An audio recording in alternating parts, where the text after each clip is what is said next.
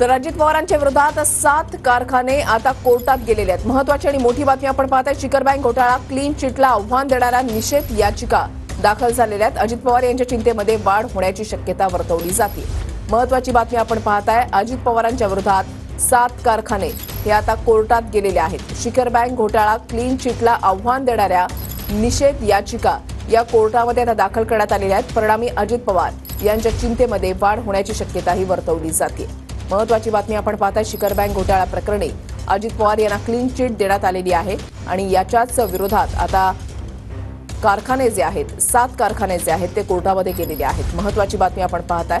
अजित पवारांच्या विरोधात 7 कारखाने हे कोर्टात गेलेले आहेत। शिखर बँक घोटाळा क्लीन चिटला आव्हान देणाऱ्या निषेध याचिका दाखल करण्यात आलेल्या आहेत। त्याच्यामुळे अजित पवार यांच्या चिंतेमध्ये वाढ होण्याची शक्यता आहे।